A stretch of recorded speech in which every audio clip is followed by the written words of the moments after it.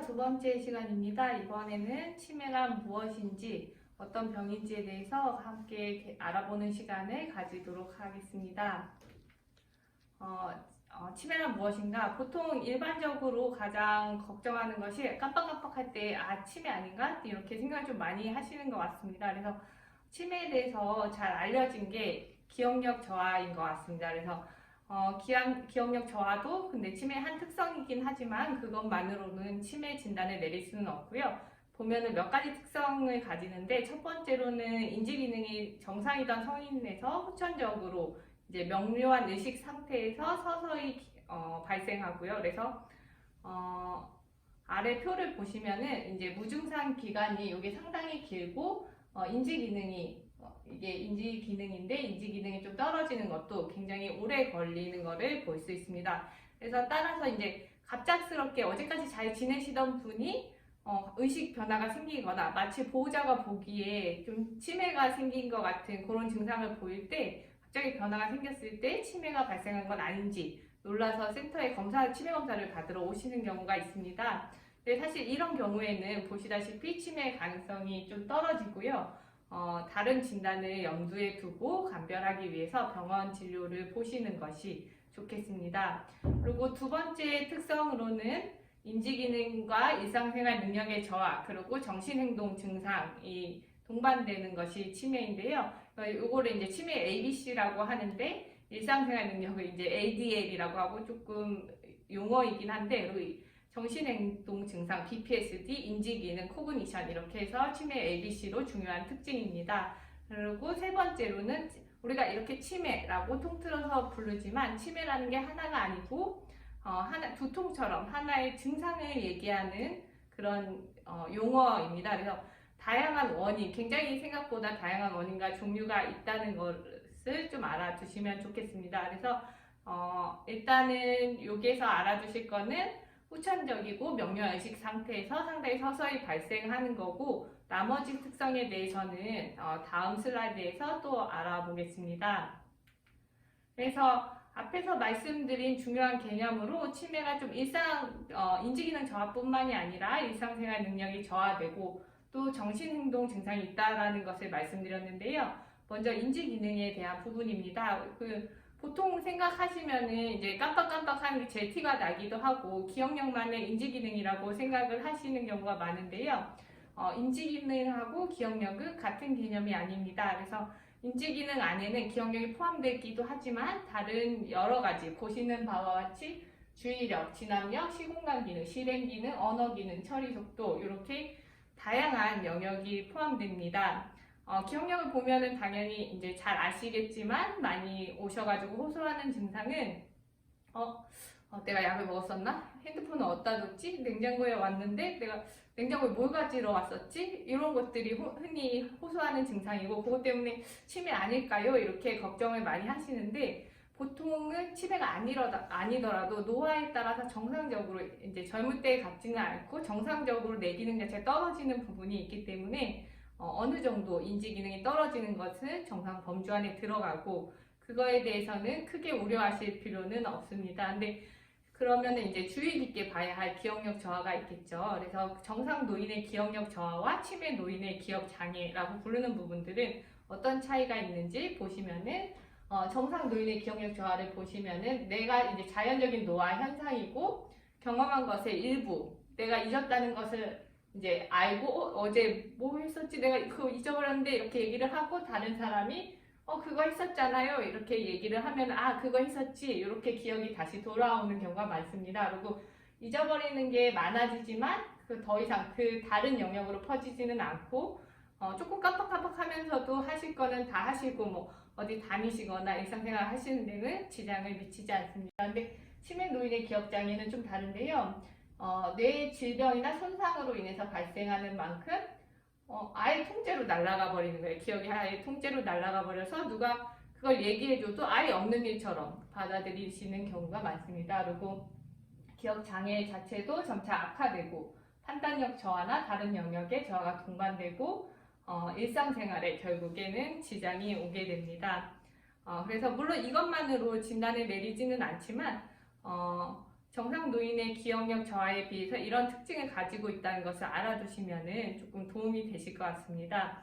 그리고 주의력은 이제 주의를 집중하는 능력, 진압력은 좀 생소하실 수도 있는데 지금이 몇 년도고 여기가 어디고 이런 거를 알고 있는 능력이고, 그리고 시공간 기능은 무엇이 어디 있는지를 인지하는 능력입니다. 실행 기능은 그야말로 이제 배로 치면 뇌의 선장이라고 할 수 있는 그런 중요한 역할인데, 복잡한 일을 계획하고 시작하고 문제를 해결하고 판단하고 의사결정하는 일들을 맡고 있습니다. 예를 들어서 내가 뭐 요리나 집안 청소를 한다고 했을 때 그거를 국수를 하려면 면을 먼저 끓이고 뭐 소금을 넣고 이렇게 해야지, 그런 것들을 계획해서 해나갈 수 있는 능력을 말합니다. 그리고 또 판단력이 떨어져서 무례하거나 사회적으로 어떻게 보면 부적절할 수 있다고 생각되는 행동을 하기도 합니다. 그러니까 가족끼리 뭐 좀 비밀을 얘기했는데 그걸 처음 보는 사람한테 다 얘기를 한다든지 그런 식으로 좀 곤란한 일을 겪게 되는 일도 있고요. 그리고 언어 능력이 떨어지게 되면 이제 뭔가 물건 이름이 생각이 안 나서 뭐였지? 그거 이렇게 저거 이렇게 단어가 잘 떠오르지 않기도 하는데요. 예를 들어서 뭔가 이제 성냥이 생각이 안 나서 그 불 켤 때 사용하는 그거, 이런 식으로 이야기를 하시게 됩니다. 그리고 아무래도 이전처럼 생각이 빠르게 돌아가지가 않고 처리 속도 저하도 있을 수가 있겠습니다. 그래서 그 앞에서 말씀드린 이런 인지기능 저하와 더불어서 일상생활 능력의 저하가 동반될 때 보통 치매 진단을 하게 되는데요. 일상생활은 무엇을 얘기하냐 하면은 말 그대로 뭐 은행 일을 본다든지 차를 타고 혼자서 어디를 멀리 간다든지 사회생활을 한다든지 뭐 취미생활을 한다든지 이런 것을 얘기하고, 더 간단하게는 뭐 일상적으로 하시는 거 있잖아요. 이제 혼자서 씻고 대소변 보고 식사하고 이런 것들도 포함이 됩니다. 그래서 만약에 인지 기능이 떨어지게 되면 순차적으로 이런 일들도 좀 힘들어지게 되겠죠. 그래서 앞에서 말씀드렸듯이 여기 이제 인지 기능도 떨어지고 그 일상생활에 지장도 있을 때, 객관적으로 인지 장애가 있고 일상생활 지장이 다 있을 때 치매 진단을 내리고요. 그리고 객관적 인지장애, 주관적 인지장애만 있을 때는 경도인지장애 진단이고, 그리고 객관적으로 검사했을 때 이상이 없으면 주관적인 인지장애, 이렇게 진단을 간략하게 좀 보실 수가 있으실 겁니다. 이게 진단의 차이고요. 예, 그리고 이러한 인지증상과 함께 인지증상보다는 조금 덜 알려지긴 했는데 굉장히 또 흔하게 동반되는 정신행동증상이 있습니다. 정신행동증상은 아마 조금 생소하게 느껴지실 수도 있을 텐데요. 아주 좀 다양하고 보통은 환자들보다는 보호자들이나 간병인이 힘들어하는 증상입니다. 그러니까 초기에는 이제 사회로부터 회피하고 혼자서 갑자기 있으시고 좀 우울해 보이거나 감정이 없어 보이거나 뭐 말수가 없어졌다 이런 말씀을 많이 하시고, 중기에는 좀 두드러지는데요. 성격이 변해서 고집을 부리시거나 초조해하면서 왔다 갔다 하고 이거 내 물건 누가 훔쳐갔다, 배우자가 바람을 피운다, 이렇게 사실과 다른 이야기를 하시고 공격성을 보이시거나 집 밖을 나와서 배회하는 행동을 하시기도 하십니다. 그래서 이런 증상이 있으면 여기 써있듯이 시설 입소가 빨라지고 삶의 질이 저하되고 보호자 및 간병인의 고통과 의료비 증가가 있습니다. 그래서 근데 사실 이런 증상이 있다는 것을 알기만 하시면 인지장애에 비해서 오히려 상대적으로 치료 효과는 좋은 편이니까 적절하게 진료를 보시는 게 도움이 되겠습니다. 그래서 앞에서 치매가 원인과 종류가 굉장히 다양하다라고 말씀을 드렸는데요. 여기 있는 것들이 다 치매의 원인들입니다. 그래서 여기 있는 것도 다 써진 거는 아니고요. 무려 70가지 이상이 됩니다. 여기 보시면은 뭐 저산소증, 갑상선 기능 저하, 뭐 알코올, 비타민 결핍, 매독, 수두증 이렇게 다양하죠. 그래서 그 중에서 여기 빨간 네모를 쳐놨는데 10에서 15%는 갑상선 기능 문제나 아니면 정상압 수두증, 그리고 비타민 부족 등의 원인인데, 그래서 이런 것들의 특징이 뭐냐면 가역적이다.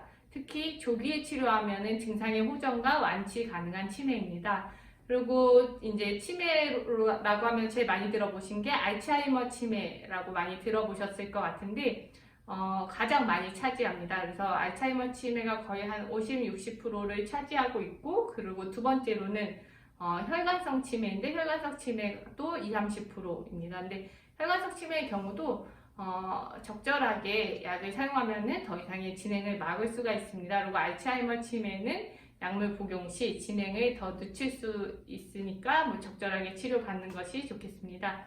그래서 다음 시간에는 치매의 8, 90%두 가지를 합하면은 이제 많이 차지하죠. 거의 한 8, 90%인데 요거를 차지하는 알츠하이머 치매와 혈관성 치매 위주로 좀 자세하게 종류와 증상에 대해서 자세하게 알아보는 시간을 가져보도록 하겠습니다.